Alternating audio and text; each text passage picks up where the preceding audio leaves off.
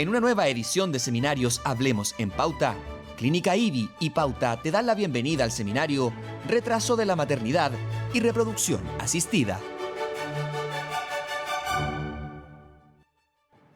Muy buenos días, en una mañana otoñal con bastante neblina, una mañana con bastante bruma. Les damos la bienvenida desde nuestros estudios en Providencia de Radio Pauta, este nuevo encuentro organizado justamente por Pauta y Clínica IBI. Soy Gabriela Villalobos y tengo el privilegio de acompañarlos en este encuentro donde vamos a estar tocando un tema que es cada vez más relevante para nuestra sociedad: el retraso de la maternidad y la fertilización asistida. Vamos a estar hablando sobre los impactos sociales, sobre las nuevas técnicas que se están desarrollando, y para eso vamos a tener interesantísimas exposiciones, vamos a tener un panel de conversación y también vamos a conocer varios testimonios que nos van a estar ilustrando justamente cuáles son los impactos sociales, cuáles son las nuevas técnicas, y vamos a estar respondiendo también a las preguntas más relevantes sobre este tema.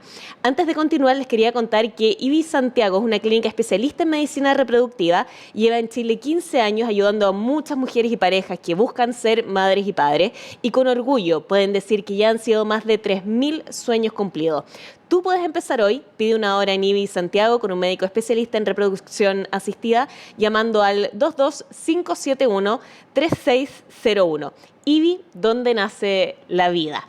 Y después de este anuncio queríamos partir con una exposición muy interesante. Vamos a partir hablando sobre el impacto sociológico del retraso de la maternidad, y para eso está nuestra invitada Viviana Salinas. Ella es académica del Instituto de Sociología de la Universidad Católica, es PhD en Sociología de la Universidad de Texas y es experta también en demografía de la familia. Viviana, gracias por acompañarnos hoy en este encuentro de Clínica IBI con Pauta. Gracias, Gabriela, gracias a ti. Bueno, hoy día yo les quería hablar fundamentalmente de posposición de la fecundidad o de la maternidad. Y hay tres cosas que quiero comentar que tienen que ver con, primero, tendencias de cómo es este fenómeno en el mundo y en Chile en particular, de las explicaciones que se han propuesto para este fenómeno, y finalmente, más que riesgos y oportunidades, probablemente, probables consecuencias y oportunidades, ¿sí?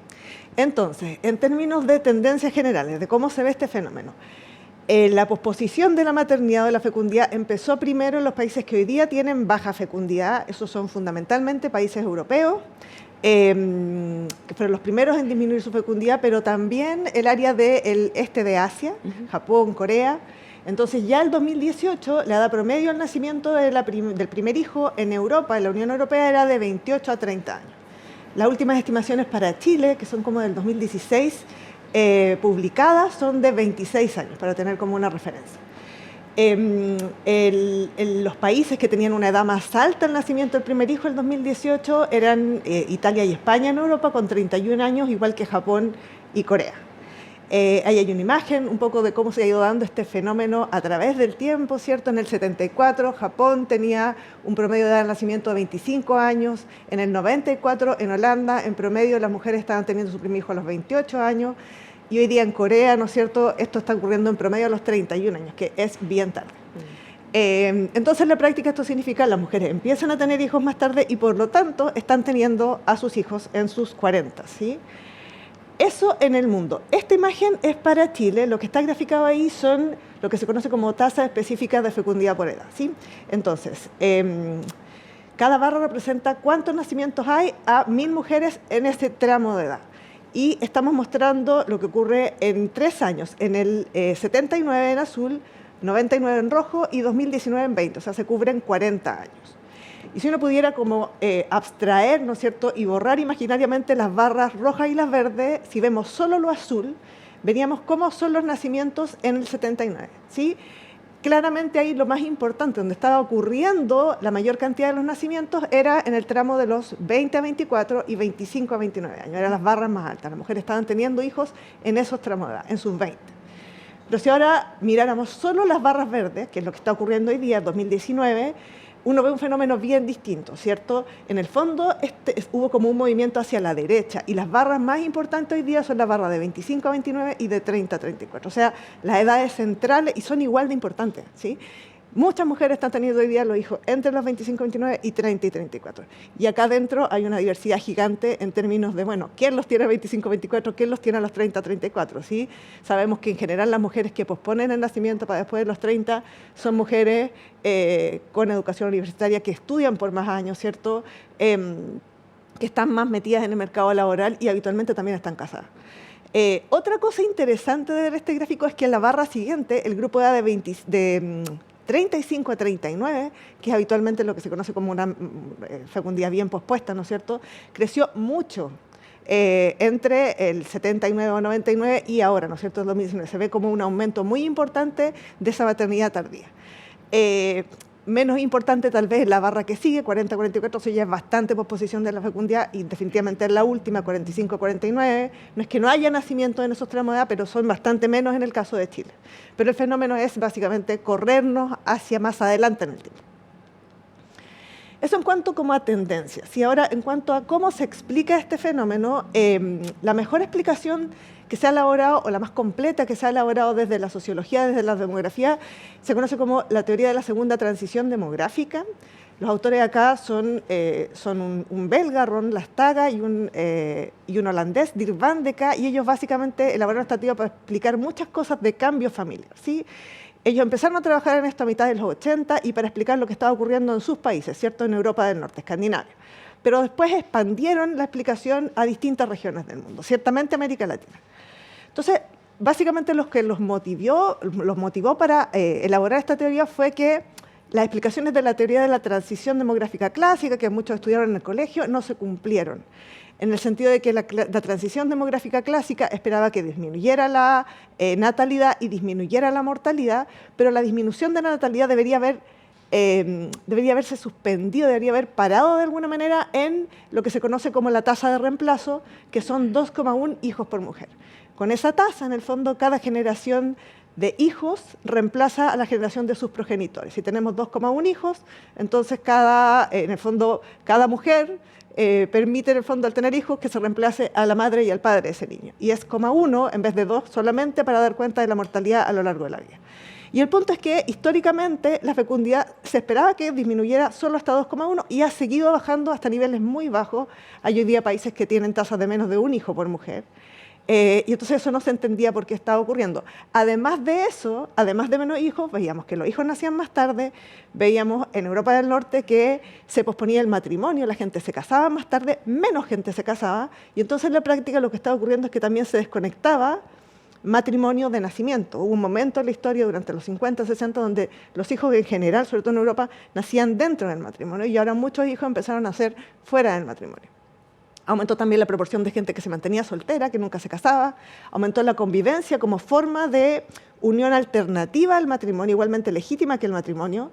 Puede ser convivencia prematrimonial o postmatrimonial. Muchas veces las personas después de un matrimonio, un divorcio después de un matrimonio, preferían convivir en vez de volver a casarse. Y en la práctica entonces aumentó la proporción de niños que nacían fuera del matrimonio. Entonces, un montón de cambios familiares, y esto en un contexto bien particular. Estos autores estaban trabajando en Europa del Norte, ¿cierto? Son países súper industrializados, capitalismo avanzado y con unas democracias muy fuertes, ¿sí? Eso es importante en términos como de entender el contexto económico y político del fenómeno. Pues también hay un contexto cultural bien particular. Y para entender ese contexto cultural, ellos hacen referencia a un historiador francés, Aries, que habla del fin de la época del reinado de los niños. Pensando, ¿no es cierto?, los 50, los 60, una época en que las familias se volcaban hacia los hijos, ¿sí? Anteriormente, más bien nos volcábamos hacia los padres, los niños eran mano de obra para el campo, ¿cierto? Pero durante gran parte del siglo XX, las familias están volcadas hacia los hijos, los padres trabajan para los hijos, ponemos todo el interés de la familia en el bienestar de los hijos, eventualmente hasta de los nietos. Todo lo que hacemos es por nuestros hijos. Eso se acaba. Piensan Lastaga y van de K, porque las personas empiezan a estar preocupadas más por su propio proyecto de vida, su propio desarrollo individual y no tanto por sus hijos. Y entonces tiene sentido que tengamos menos hijos o que los tengamos más tarde. Y además, en un contexto de creciente participación de la mujer en el mercado laboral, mujeres más educadas, uno quiere, después de haberse educado por muchos años, ver el retorno de esa educación de alguna manera. Y muy importantemente en que tenemos métodos anticonceptivos eficientes, ¿cierto? De los 60 para adelante tenemos la píldora, se masifica el uso de los dispositivos intrauterinos, se liberalizan las leyes contra el aborto en un montón de países, entonces básicamente podemos controlar mejor nuestra fecundidad.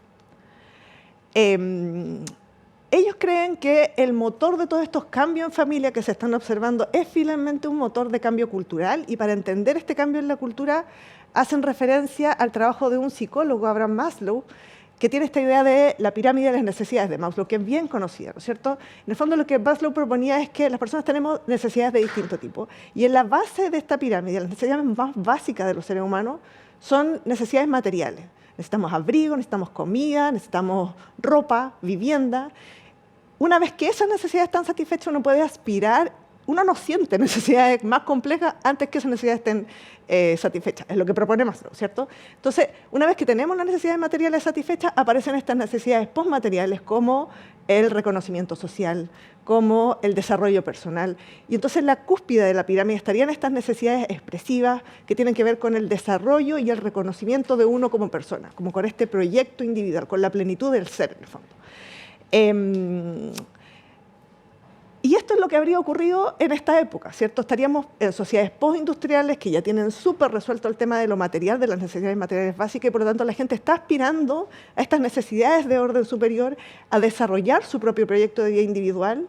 Y para desarrollar un proyecto de vida individual, que es una cosa que cambia, porque las personas cambiamos, uno necesita libertad, ¿cierto? Y todas las estructuras tradicionales, como un matrimonio, que es un contrato finalmente y nos pone límites, ¿cierto? O los hijos, que los amamos, pero nos ponen límites, es más difícil tener flexibilidad para desarrollar un proyecto de vida cambiante si uno tiene hijos, restringen esa libertad. Por lo tanto, tendría mucho sentido, si este cambio cultural está ocurriendo, que las personas tengan menos hijos o definitivamente no los tengan, ¿cierto?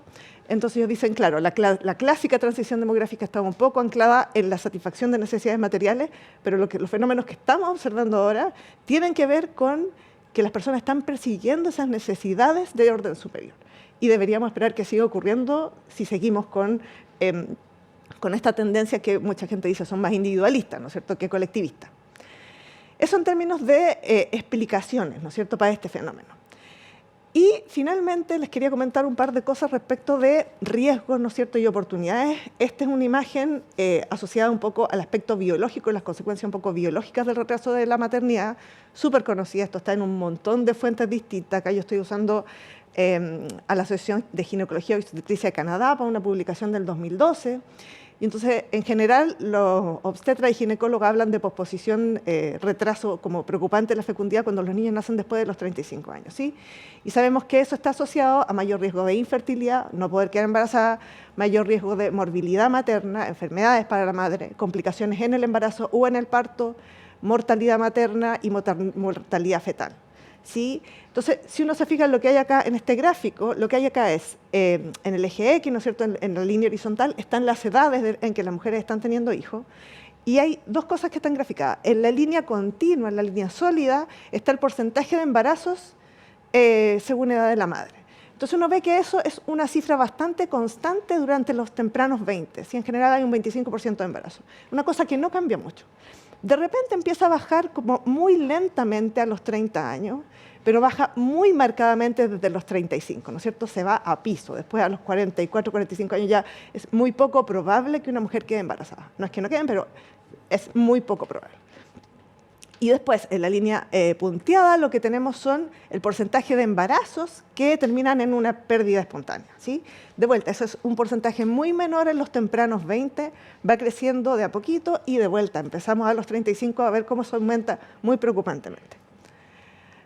Acá hay otra historia de terror, ¿no es cierto?, que tiene que ver, ¿no es cierto?, con esta edad materna avanzada que se asocia con disminución de la fecundidad y la fertilidad, mayor riesgo de pérdidas espontáneas, mayor riesgo de embarazo ectópico, un embarazo que no ocurre en el útero, mayor riesgo de anormalidades cromosómicas, defectos de nacimiento, mayor riesgo de embarazos múltiples que son de alto riesgo. Estas son todas cosas que dan mucho miedo.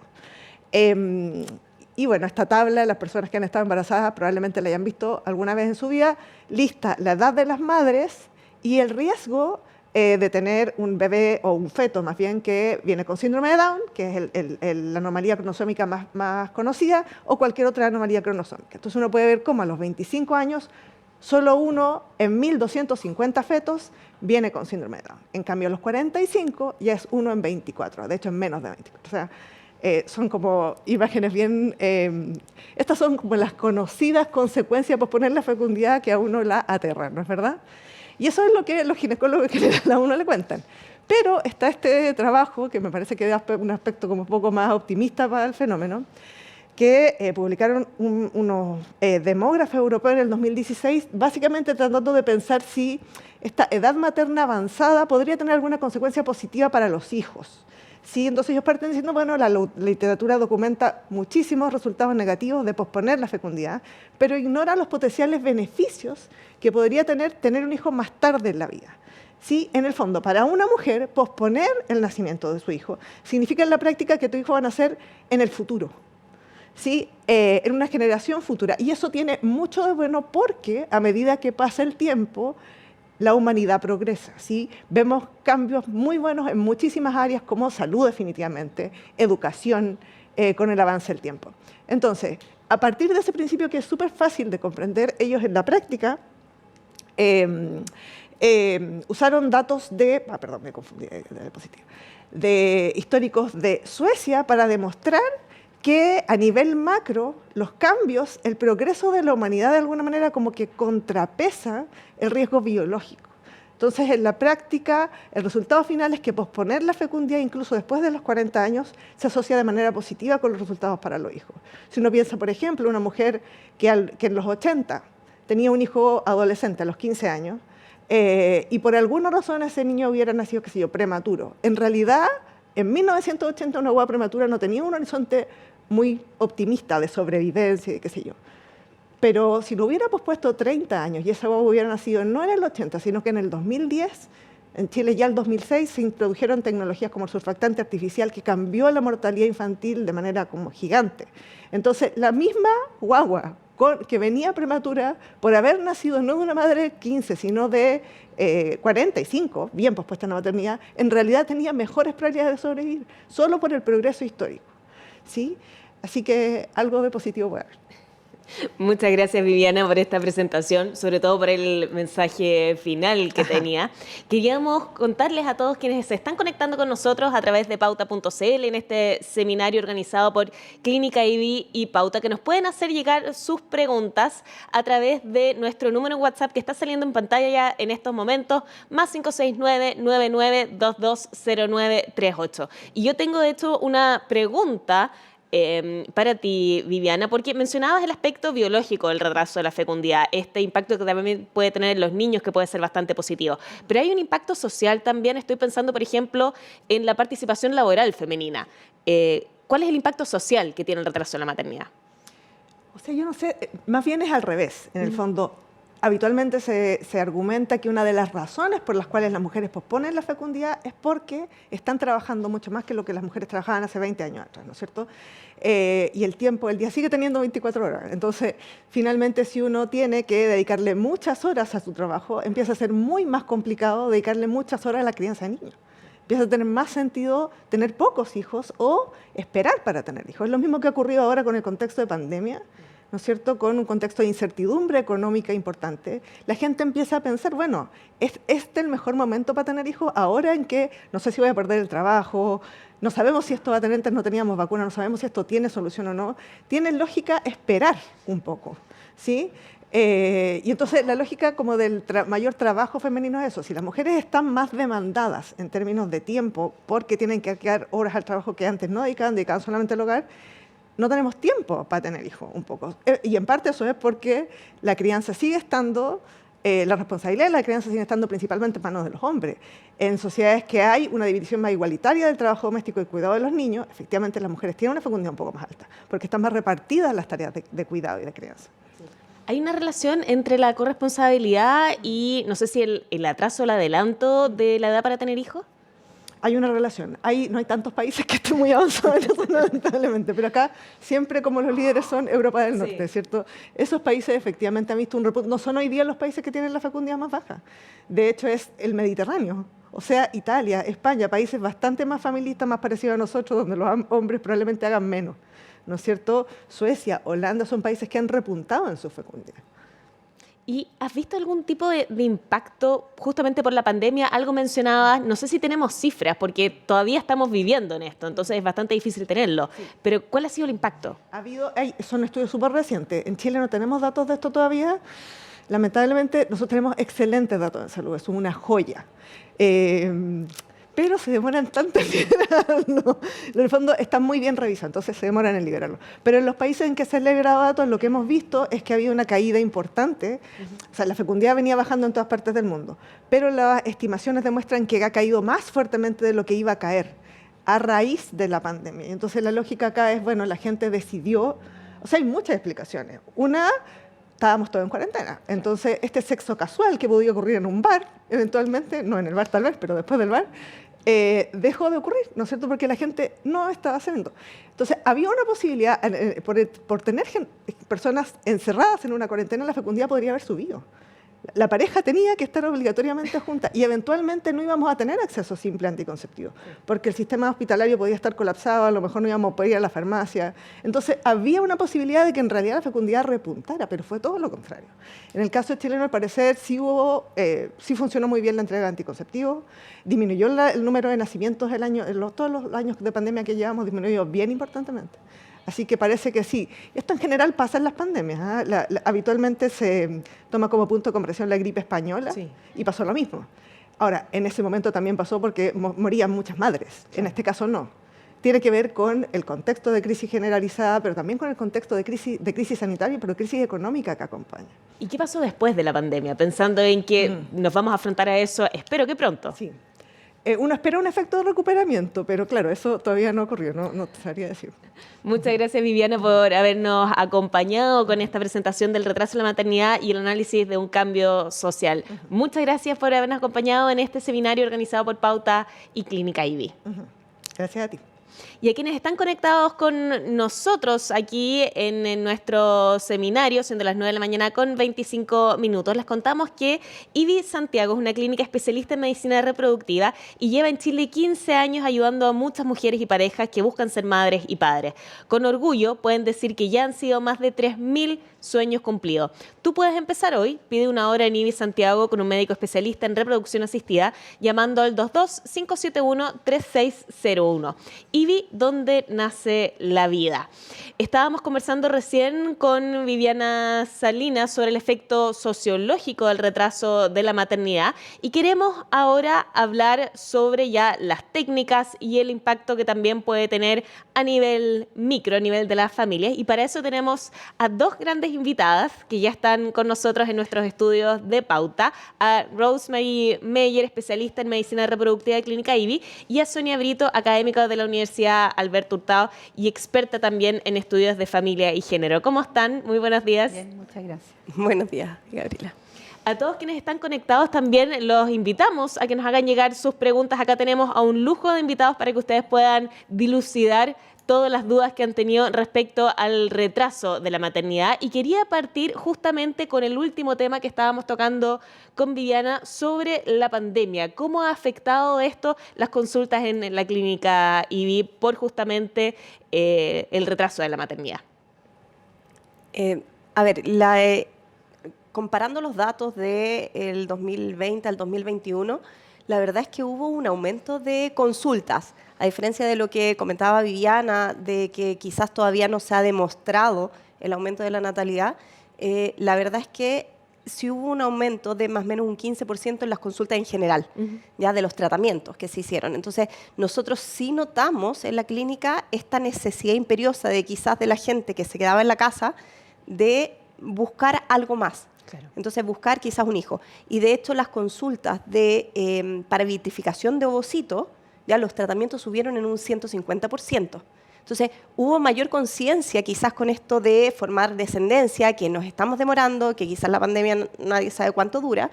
Entonces, las mujeres empezaron a darse cuenta que quizás en este minuto no voy a conseguir a la pareja que busco para formar familia, tener hijos, y por lo tanto, bueno, recurro a una herramienta muy buena que existe al día de hoy, que existe y que es la vitrificación ovocitaria y que me va a permitir ser mamá con mis propios óvulos el día de mañana. Si quiero a los 40, si quiero ya más cerca de los 45, y es una herramienta que está, que es válida. Claro, y que ha sido utilizada ya bastante también, no solamente en la pandemia, sino que también hace bastantes años, según cifras de hecho del INE, en 2020, hace solamente 2 años, de los casi 200.000 nacimientos de ese año, la mitad, cerca de la mitad, era en el tramo de los 30 años o más, lo que llama bastante la atención, porque uno piensa en nuestros padres, que en general nos tuvieron antes de ese tramo. ¿Qué ha pasado en los últimos años? Y con eso le doy también la bienvenida a Sonia Brito de la Universidad Alberto Hurtado. Gracias, Gabriela. Mira, yo diría que hay algunas explicaciones, algunas ya conversadas por la panelista anterior, pero tiene que ver con varias cosas. Una, que la juventud o la idea de juventud se ha extendido, se ha empujado, ¿verdad? Se dice que los 30 son los 20, ¿no? Y así vamos empujando. Por otro lado, lo que se planteaba respecto de que las mujeres cada vez también han alargado sus años de estudio, tanto de pregrado, postítulo, doctorados, entre otros. Menciono también que aquí hay un elemento de clase, ¿no? Si lo que estamos analizando evidentemente no es una totalidad, sino que más bien responde a las posibilidades, que sabemos también que en Chile hay una segregación profunda de clases sociales, por un lado, y también de desigualdad e inequidad. Otro aspecto también tiene que ver con que las mujeres hemos tomado más conciencia respecto a nuestro propio cuerpo. No nos definimos solo a partir de la maternidad, como sucedía, ¿cierto?, en décadas anteriores o en el siglo XX, sino que hoy día entendemos, ¿cierto?, que nuestras trayectorias personales, nuestras biografías y nuestros proyectos de vida van siendo acompañados, pero también con decisiones propias. Y otro elemento tal vez tiene que ver con lo que planteaban de los métodos anticonceptivos que han permitido que las mujeres decidan cuándo es el momento. Claro. Y otro aspecto que tiene que ver con los temas económicos, es decir, cuándo es el momento propicio para procrear un hijo o una hija. Y nunca es el momento propicio, ¿no? Parece ser como que nunca, porque siempre estamos como cruzadas por distintos planteamientos. Y también tiene que ver con el tema de las parejas, ¿no? Cuándo es la pareja correcta o no. Aun cuando hoy día cada vez más las mujeres deciden ser madres sin una pareja, ¿no? Sí. Con todas estas posibilidades de medicina asistida, etcétera. Justamente iba a preguntarte sobre eso, sobre el modelo de familia tradicional también. ¿Cómo ha ido cambiando? Porque me imagino que eso también ha tenido un impacto en las tasas de fertilidad y en los modelos de familias que se están creando. Absolutamente. Como planteaba la panelista anterior, la familia se concebía como esta idea de familia nuclear, madre, padre, hija, ojalá por todas las leyes posibles, ¿no? Por la Iglesia Católica, etcétera. Hoy día vemos que la conformación de la familia es diversa. Es decir, en el siglo XX, incluso desde las ciencias sociales se planteaba que la familia era disfuncional si no tenía un padre y una madre, digamos, viviendo en un mismo lugar.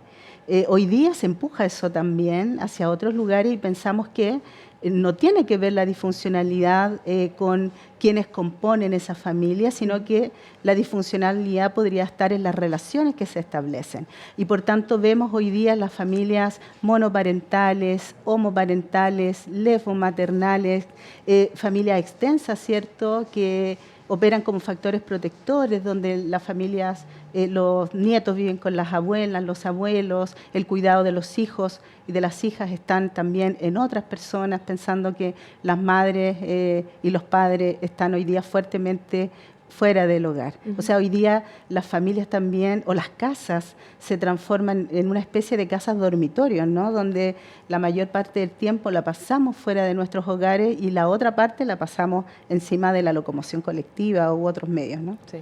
Rosemary, ¿cómo la técnica y la ciencia ha ido acompañando este desarrollo tanto demográfico y también como cambios en la estructura familiar? Bueno, ha habido un gran avance, ya al día de hoy los tratamientos de reproducción asistida son muy efectivos, existen diferentes métodos según el contexto de la o los pacientes, ¿ya? Uno puede ir desde métodos muy sencillos que son inseminaciones intrauterinas, ¿ya? Donde uno da soporte, por ejemplo, y mejora ciertas condiciones, ¿ya? Eso también da la posibilidad, por ejemplo, de inseminaciones con semen de donante, ¿ya? En las mujeres que vienen solas o parejas de chicas lesbianas, por ejemplo, que son muy jóvenes. Se elige un donante y se hace un tratamiento que es bastante simple. Luego ya vienen tratamientos más complejos, como la fertilización in vitro, que obviamente es donde uno ya le saca los óvulos a la mujer, se fecundan en el laboratorio, ya sea con el semen de la pareja o del donante, ¿ya? Y posteriormente se deja que el embrión se desarrolle. Antiguamente se transfería en estadios más precoces, día 3, por ejemplo, pero al día de hoy la tecnología permite llegar hasta día 5 de un embrioncito en el laboratorio. Y ese embrión, en el fondo, hay dos opciones. O yo lo implanto dentro de la mujer, que se pone dentro del útero como un Papa Nicolau, ¿ya? O de lo contrario, yo puedo hacer estudios genéticos de ese embrión, ¿ya? Es decir, todo lo que comentaba Viviana antes de estas tasas de aumento de aneuploidías, que se llaman, que los vienen anormales cromosómicamente a medida que avanzamos las mujeres en edad, ¿ya? Eso se puede diagnosticar y uno transfiere un embrión que viene al menos cromosómicamente sano, y con eso disminuimos principalmente la tasa de aborto, ¿ya? Porque la tasa de aborto a los 40 años es 40%. Entonces, si uno transfiere un embrión que está cromosómicamente normal, esa tasa de aborto yo la disminuyo a un 8%. ¿Ya? Entonces, tenemos mucha tecnología que nos ha permitido avanzar, y al día de hoy también en aquellas mujeres que quizás no fuimos precavidas o no se tuvo la posibilidad también en su momento de vitrificar óvulos, al día de hoy existe la técnica de ovodonación. Entonces, nos permite a las mujeres ser madres. Bueno, no hay una legislación en Chile, pero hasta los 50 años prácticamente podemos hacer tratamiento con óvulos, que puede ser de una chica que va a ser más joven, menos de 30 años, sana, chequeada, etcétera, y se hace el tratamiento con el semen de la pareja o de un donante, y se hace la transferencia en la mujer. Y con esos avances, también, por ejemplo, existe un método que se llama ROPA, ¿ya? Que está muy en boga al día de hoy, o más conocido, la verdad es que es eso, que va de la mano de este tipo de ovodonación, donde es una pareja de mujeres, donde una, que por ejemplo, ya sea por decisiones de ellas o porque está en mejores condiciones, es a ella la que se estimula, se le saca los óvulos, se junta con el semen de donante, y ese embrión se pone en el fondo en el útero de la mujer receptora. Entonces, dentro de una pareja de mujeres comparten esta como información genética que la verdad está siendo solicitada cada día más. Rosemary, quería recordarle también a las personas que nos están siguiendo a través de pauta.cl en este minuto que pueden hacernos llegar sus preguntas, que me imagino son muchas, yo al menos tengo muchas también. Las pueden hacer a nuestro WhatsApp al más 569-9922-0938. Rosemary, ¿cuál es la razón número 1 por la cual están preguntando las personas en Clínica IBI por tratamientos de fertilidad? ¿Tiene que ver con algunos desafíos que hay en términos de fecundidad, o tiene que ver con algún retraso de la maternidad, o tiene que ver con que hay una construcción de familia distinta? La principal causa es retraso de la maternidad. Las principales, la edad de consulta de la mayoría de las pacientes es sobre 35 años, ¿ya? Más cercano a los 37, 38, bueno, y hasta sobre 40. ¿Ya? Entonces, es la principal causa, porque se sabe, que es lo que mostraba Viviana en su exposición, de que a medida que la mujer avanza en edad, disminuye esta probabilidad de tener un hijo en los brazos, ¿ya? Porque, claro, baja la posibilidad de quedar embarazada y aumenta la tasa de aborto. Claro. Entonces, esa es la principal causa por la cual se está consultando al día de hoy, y eso viene de la mano de todo este cambio sociológico, claro, y que en el fondo retrasamos la maternidad. Sí. Y por eso también ha habido este aumento tan importante, significativo de mujeres que están congelando óvulos. O sea, esto ya se ha masificado. Se sabe que es una técnica que nos da la posibilidad de quedar embarazada el día de mañana, y si uno lo puede hacer, no hay por qué no hacerlo. Es un procedimiento que es relativamente simple, son 2 semanas donde uno tiene una estimulación hormonal, se hace la extracción, culmina con la extracción de los óvulos, ya que es un procedimiento ambulatorio, donde muchas veces el procedimiento se hace un día jueves y el día viernes yo puedo ir a trabajar, ¿ya? Entonces, está más abierto, hay mayor información, no está esta cultura de antes que un tratamiento de in vitro o este tema de vitrificar óvulos era quizás meses de preparación. No, o sea, yo voy, estoy bien, ecografía con regla o bajo anticonceptivo, se suspende, comienza el tratamiento hormonal, en 2 semanas yo tengo el tratamiento listo. Y ya con eso puedo al menos descansar psicológicamente, sí, de que no tengo esta presión de que o no tengo a la pareja al lado, o no estoy lista quizás para ser mamá con banco de semen, o no estoy lista para ser mamá porque me voy a ir fuera, tengo un posgrado, tengo un postítulo, me voy a cambiar de trabajo. Y al igual que todos, cuando uno empieza un trabajo nuevo, uno está asustada porque sabe que el tema de la maternidad, bueno, no es algo muy beneficioso para la empresa nueva a la que estoy ingresando. Uh-huh. Sonia, ¿cómo cambia la estructura familiar cuando uno retrasa la maternidad? ¿Hay un cambio? ¿Es distinto tener a una mamá de mayor edad? Claro que sí. Bueno, yo diría que primero, a propósito de lo que dice Rosemary, la posibilidad también de postergar o de acceder a algunas de estas nuevas formas, ¿cierto?, de poder procrear, también está cruzada por un tema también de clase y de posibilidades reales, posibilidades económicas, porque la pregunta es ¿quiénes pueden acceder? ¿Cuál es el costo de poder acceder a una clínica, por ejemplo, para poder tener algún tipo de maternidad asistida? Y en ese sentido me parece que debiera ser un problema de política pública. Sí.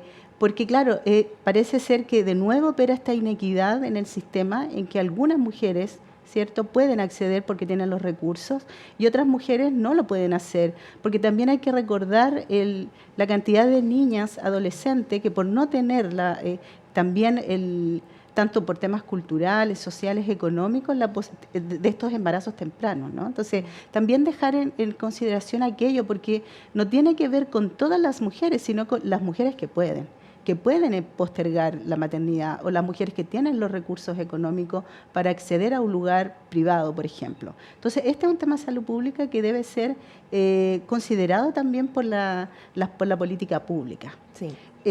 Eso decir primero que todo, ¿no? Porque las mujeres no somos todas iguales, ni tenemos trayectorias parecidas, ¿no? Ahí hay un tema de clase también. Y yo diría que frente a tu pregunta, claro, yo creo que no hay una respuesta única, sino que más bien por un lado existe una madurez, ¿cierto?, de las mujeres que ya han tenido un recorrido desde sus experiencias de vida, tienen una trayectoria larga, en fin. Existen ciertas seguridades de una madurez personal, sin embargo también muchos temores, ¿no? Por ejemplo, cuando uno a través de la investigación se aproxima a mujeres mayores, ¿cierto?, o a hijos que tienen madres mayores, el temor inminente de tener menos tiempo a la madre, ¿sí? De tener menos tiempo a la madre, ¿cierto?, de sentir que hay enfermedades hoy día, tanto profesionales como enfermedades, no sé, como por ejemplo la diabetes, por ejemplo la hipertensión, por ejemplo el estrés que sufrimos producto de cargas laborales muy exigentes, etcétera, que también no permiten a la madre estar el tiempo suficiente con los hijos y las hijas, ¿cierto? Entonces también yo diría que ahí puede haber una arista a desarrollar. Uh-huh. Hemos estado hablando de los desafíos que implica el retraso de la maternidad, de las nuevas técnicas que nos permiten también hacerlos, pero los queremos invitar a revisar 2 testimonios, 2 casos sobre el trabajo que están haciendo en Clínica IVI justamente en técnicas de fertilización asistida. Los invitamos a revisarlos con nosotros. Hola, mi nombre es Gabriela Rodríguez y tengo 36 años.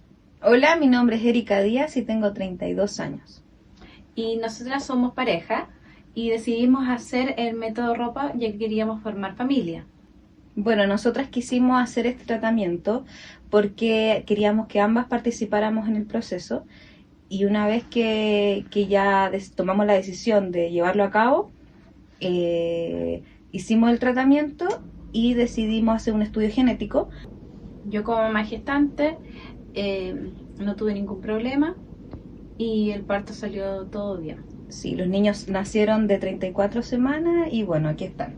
sanitos. Muchas gracias por esos testimonios de esta pareja de Gabriela y de Erika, madres de gemelos que utilizaron el método ropa. Quería preguntarle a Rosemary si nos podía explicar brevemente de nuevo, lo hizo antes, pero para recordarnos de nuevo de qué se trata el método ropa. Bueno, en este caso son dos mujeres, ¿ya? Donde uno analiza a ambas, ¿ya? Uno conversa con ellas, ve la edad que tienen, la inquietud, porque muchas veces tienen ya decidido quién va a cursar el embarazo, ¿ya? Y uno las apoya desde el punto de vista médico, obviamente, para ver si hay alguna comorbilidad, riesgos, como hablaba recién Sonia, de diabetes, de hacer alguna patología, ¿ya? Y de acuerdo a la reserva ovárica que tiene cada una. De acuerdo a eso, uno les da cierta consejería y en conjunto decidimos para ver quién se va a estimular hormonalmente. Entonces, una comienza la estimulación hormonal, que son las inyecciones diariamente en la guatita, normalmente alrededor de 9 días, ¿ya? Son inyecciones subcutáneas que la misma paciente aprende a colocarlas, ¿ya? Es algo que es bastante sencillo. Al mismo tiempo, uno va preparando a la otra pareja para que su útero empiece a estar en buenas condiciones, ¿ya? Para recibir el embrión. Entonces, una vez que la pareja está bien y listo ese útero para recibir el embrión, queda en espera de que se complete la estimulación hormonal, estos 9 días de inyecciones. En el día 11 normalmente se hace la extracción de los óvulos, se hace la fecundación en el laboratorio con un banco de semen previamente elegido, ¿ya? Y posteriormente se deja que se desarrolle en el laboratorio, en incubadores que son especiales, y luego se hace la transferencia embrionaria, que es la introducción de él o los embriones, máximo 2, nunca transferimos más de 2, dentro del cuerpo de la receptora, que es la pareja que estaba en espera, ¿ya? Y este proceso puede durar aproximadamente 1 mes y medio, ya entre que uno comienza la preparación hasta que hace la transferencia, y a los 10 días se hace el test de embarazo para saber si ya quedó embarazada. Claro. Así que en general es algo que es bastante rápido si es que uno ya tiene todas las condiciones, ¿ya? Previamente ellas han elegido un banco de semen, ahí vienen también diferentes consideraciones para la elección del banco de semen. Cuando son mujeres en pareja, muchas veces eligen las características de la pareja que va a donar los óvulos, de la receptora, porque en el fondo las características de la que pasa los óvulos, esas van a estar, ¿ya? Ahora, se sabe también que la receptora, es decir, la que cursa el embarazo, también aporta información genética. Eso ya es sabido y se llama epigenética. Entonces, normalmente las características del donante es de acuerdo a la que va a ser portadora del embarazo, y la otra aporta sus genes mediante el óvulo. Claro. ¿Ya? Entonces, así normalmente se elige el donante cuando es en parejas, ¿ya? Ahora, a diferencia de cuando es, por ejemplo, en madres o en mujeres solas, claro, ahí normalmente uno elige lo que uno quiere. Entonces uno dice, bueno, si quiero que sea alto, que sea rubio, en general lo que más piden son ojos claros y después que sean rubios. Ese fue un análisis de hace un tiempo atrás, unos 4 años atrás, que lo sacamos estadísticamente. Sí. Y bueno, y nosotros al menos en la clínica trabajamos con 2 bancos de semen, uno que es Cryobank, que es muy conocido, que se encuentra en California, y también traemos muestras del European Sperm Bank, que está en Dinamarca. Mencionaban, Rosemary, el caso de las madres solteras, que también pueden ser y pueden utilizar otro mecanismo, y los invitamos a ver justamente un testimonio sobre este caso. Hola, mi nombre es Milka Casanegra, tengo 39 años y en marzo fui mamá de mi primer hijo. Soy mamá soltera y me he desempeñado siempre trabajando en la industria minera, donde privilegié por muchos años el desarrollo profesional. Teniendo 35 años me di cuenta que quería ser mamá, y al estar soltera averigüé cuáles fueron las metodologías para poder ser mamá con mi condición. Y encontré este tratamiento que es de fertilización in vitro, donde comencé primero con la extracción de óvulos, después compré la muestra de espermio, y con ello después fue la fertilización in vitro de los óvulos que fueron extraídos. Con ello salieron exitosamente 4 embriones y si bien el primer intento no resultó en la implantación del primer embrión, con el segundo sí resultó y nació mi hijo Miloš, el cual me ha hecho muy feliz. Sonia, teníamos acá el caso de una madre que decidió ser madre, una mujer que decidió ser madre soltera. ¿Qué tan común está siendo esto en Chile? Pensando además con la tradición que tenemos nosotras de madres jefas de hogar también. Bueno, hay dos cosas. Primero, que Chile tiene una tradición de mujeres que crían a sus hijos solas por diversas razones, ya sea porque los padres no asumen las responsabilidades frente a este nuevo hijo, por separaciones, etcétera.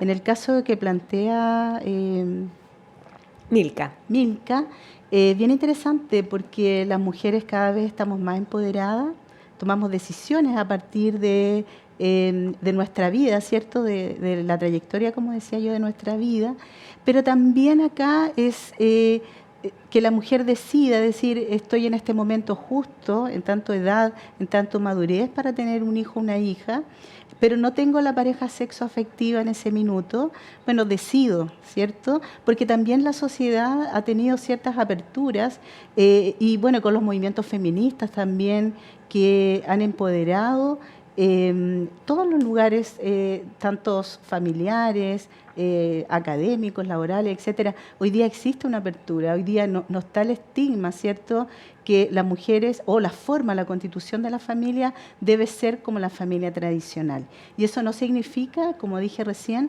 que la familia sea disfuncional o que falte algún integrante, ¿no? O sea, hoy día podemos generar distintas maneras de construcción de familia. Sí, absolutamente. Y lo hemos visto también en los últimos años. Nos han llegado bastantes preguntas a nuestro WhatsApp que hemos estado recordándoles. Si quieren hacernos preguntas, todavía alcanzan a hacerlas, así que invitamos a hacerlas al más 569-99220938.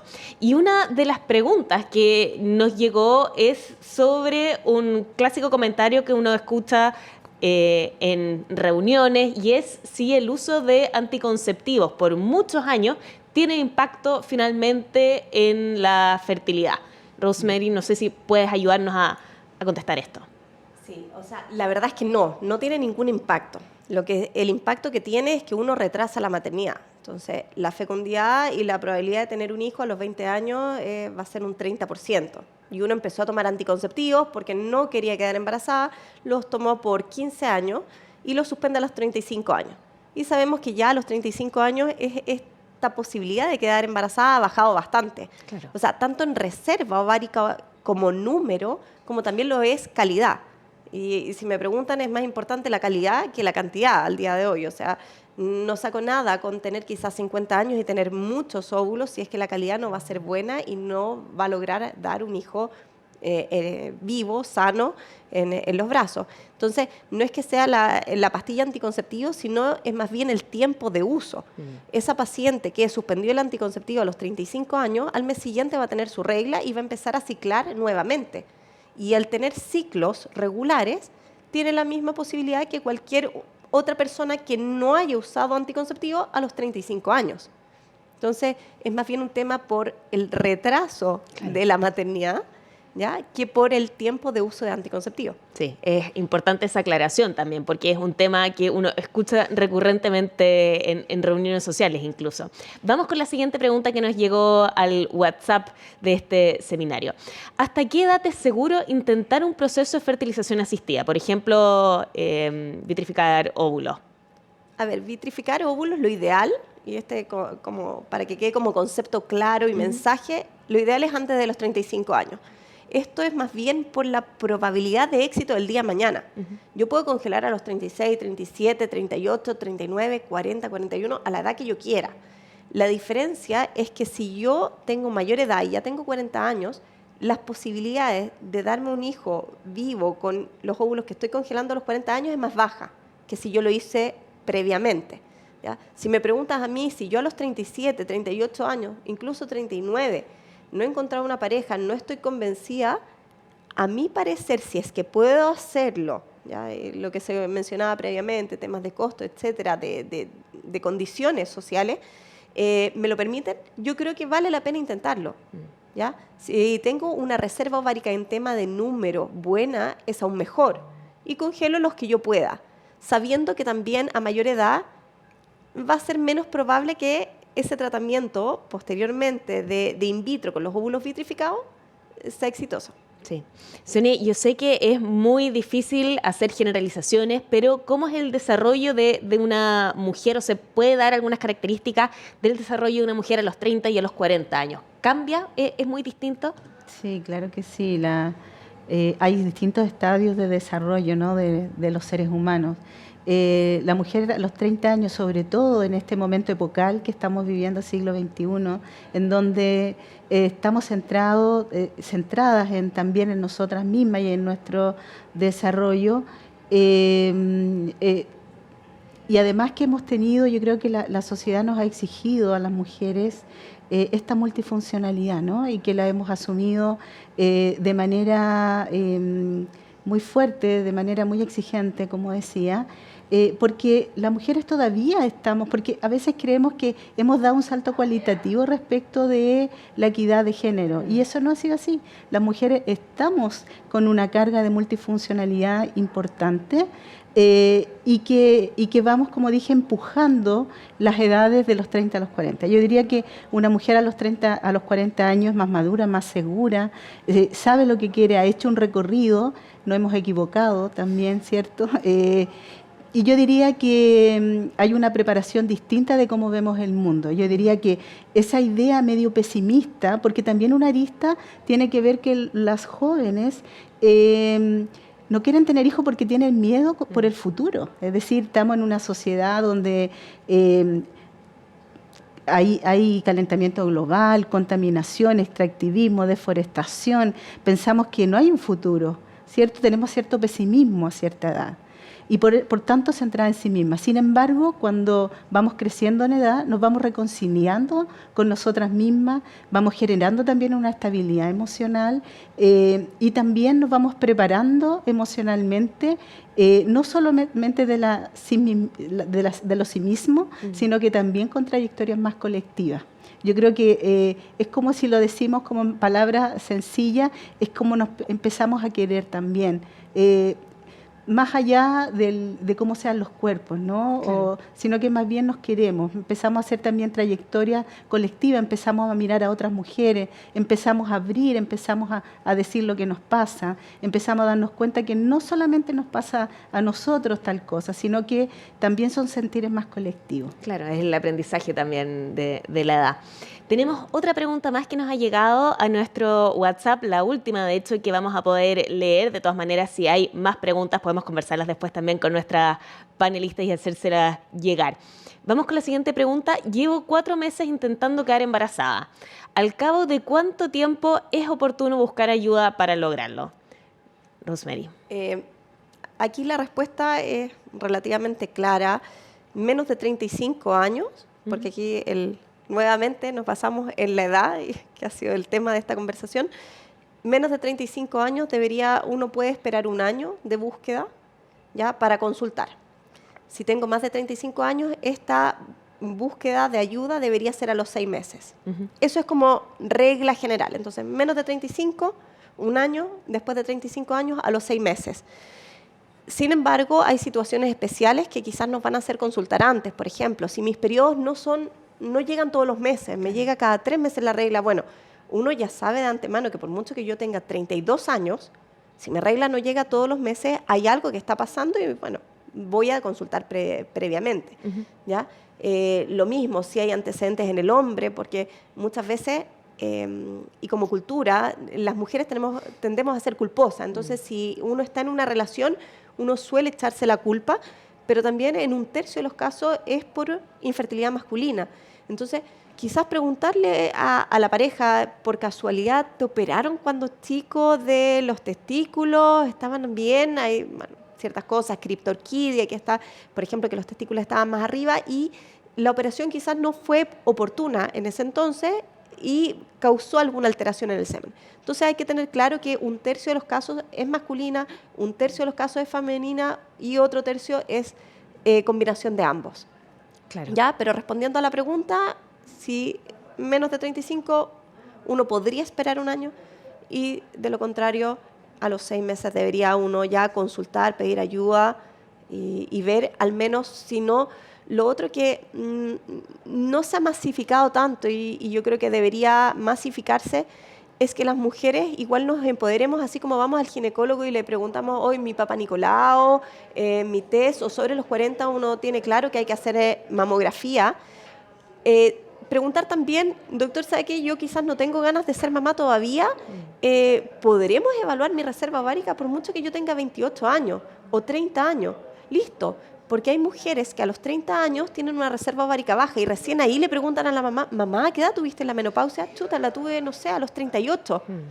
Entonces no me puedo esperar quizás hasta los 37 años para ser mamá. Claro. Entonces quizás tomo las herramientas, hago un esfuerzo ya sea personal, familiar y vitrifico óvulos, teniendo quizás 28 años, que sería lo ideal. O sea, si uno pudiese congelar óvulos antes de los 30 años, sería fenomenal. Lo que pasa es que normalmente entre los 20 y los 30 uno está todavía estudiando, no tiene el poder adquisitivo como para poder hacerlo y además tampoco tiene esta inquietud de la maternidad de por medio. Probablemente esa inquietud empieza después de los 30.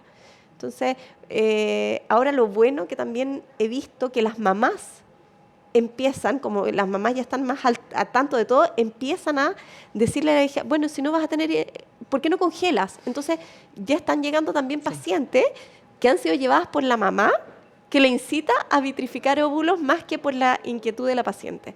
Así que yo creo que en eso hemos avanzado, estamos avanzando, hay más consulta, lo cual es muy bueno para permitirnos a nosotras tener un poquito más de empoderamiento, de control de nuestro reloj biológico que no para. Sí, vamos a terminar justamente con ese mensaje que creo que es el clave para empezar a dar por finalizado este encuentro. Nos quedaron muchas preguntas en el tintero, así que vamos a tener que reunirnos en una próxima ocasión para poder contestarlas. Quería agradecerles a nuestras invitadas por habernos acompañado en el día de hoy, a Sonia Brito, académica de la Universidad Alberto Hurtado, experta en estudios de familia y género, y a Rosemary Mayer, especialista en medicina reproductiva de Clínica IBI. Muchas gracias por habernos acompañado en este encuentro sobre el retraso de la fertilidad y las nuevas técnicas para la reproducción asistida. Gracias, Gabriela. Y a quienes están conectados con nosotros, les queremos recordar que IBI Santiago es una clínica especialista en medicina reproductiva. Lleva en Chile 15 años ayudando a muchas mujeres y parejas que buscan ser madres y padres. Con orgullo pueden decir que ya han sido más de 3.000 sueños cumplidos. Tú puedes empezar hoy. Pide una hora en IBI Santiago con un médico especialista en reproducción asistida llamando al 22-571-3601. IBI, donde nace la vida.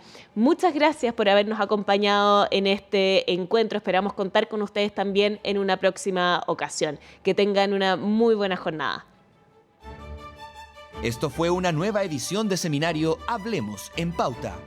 En nombre de Clínica IBI y Pauta, agradecemos su presencia y los dejamos invitados a nuestro próximo encuentro.